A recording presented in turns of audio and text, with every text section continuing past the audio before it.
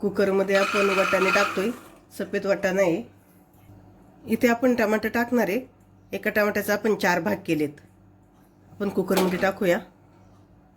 इथं मी फ्लावर कापून धुवून घेतलाय आणि इथं बटाट्याची साल काढून कापलाय आणि धुवून घेतलाय.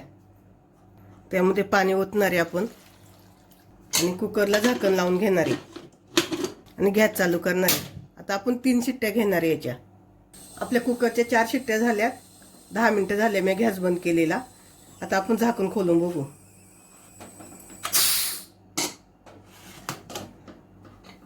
छान शिजले.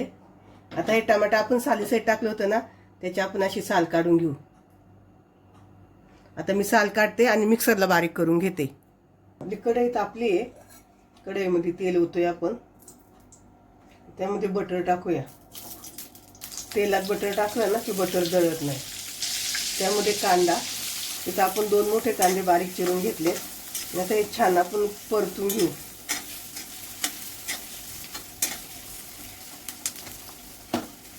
त्यामध्ये आपण आलं लसूण पेस्ट टाकू. कांदा आपल्याला गुलाबी नाही करायचा, हलकासा परतवायचा. इथं परतून झालाय आपला कांदा.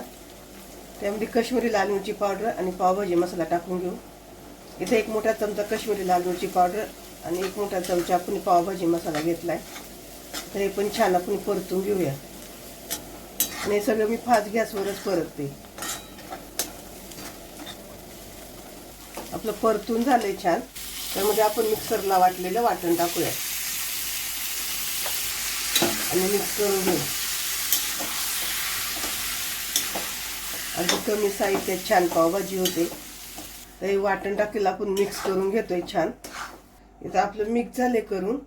त्यामध्ये आपण गरम पाणी ओतणार आहे. गरम पाणी तुमच्या अंदाजाने ओता. तुम्हाला पातळ पाहिजे का घट्ट पावभाजी. इथं मी थोडीशी पातळ करणार आहे, त्यामुळे अजून थोडं पाणी होते. ते थंड झाले ना कधी परत घट्ट होते, त्यामुळे थोडीशी पातळ करणार आहे. छान कलर आलाय बघा आपल्या पावभाजीला. त्यामध्ये चवीनुसार मीठ आपण परत मिक्स करून घेऊया.